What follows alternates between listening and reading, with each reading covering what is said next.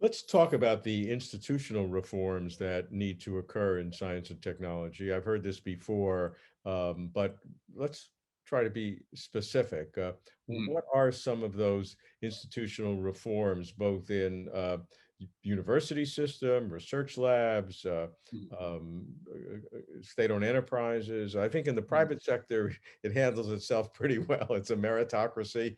It doesn't mm, matter what kind of music you listen to, or how mm. old you are. If you Yeah, if you do a good job, you're going to succeed. sure. So what are some of the ways that China can Mm. uh, transform the institutional approach to science and technology? Let's first think about the funding system. Okay. Now, S&T's funding system in China now I think it's very much driven by project-based funding system. Now, this was the result of the 1980s reform because at the time government money was allocated to institutions, and that created so-called blind ball problem. So those institutions they actually do not necessarily do well, but they still get the funding. Mhm. So at the time, that was the reforms abolished that kind of funding system. But instead, I think the government created various kind of programs where I think institutions and individuals have to apply for various research projects. So that has, you know, been the system, and now I think it's very much entrenched in the whole system. I think now to the degree that everybody, if you want to do some research, you have to go chase a program and to apply for a project. So people spend a lot of time in doing, applying for project and doing the proposal reviews and then provide midterm report and then the final so the evaluations and so on.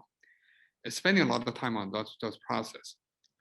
However, I think that once you're done with those projects, you're done. And there's not a lot of capabilities that was built on those research. So Mm. I think in many other countries, you have many sort of research institutions, such as the US national labs. They are not based on individual projects. They're based on, sort of allocation. You have your mission is set and we allocate, money yearly basis. So I think that's the kind of a transition we also need to think about, Mm. and not just purely based on project base. So Mm. that's so can reduce a lot of inefficiency in the system. Mm. The second is that in terms of a compensation system, currently I think the compensation is set artificially very low.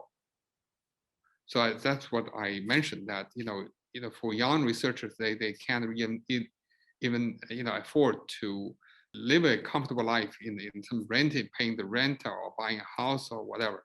If in order to get so enough pay, you really have to work hard to generate short-term outputs in terms of publishing 3 or 4 or 5, 6 papers a year in order to really get that additional payment. So that system also need to change. And the third is that also people, say move from university to industry or move back from industry to the university, that's very hard. So people, cannot easily flow from one place to another. Mm. And that also, I think, prevented good ideas from flowing from industry to academia, academia to industry. So those are some of the issues that I think, that need to be fixed. Mm.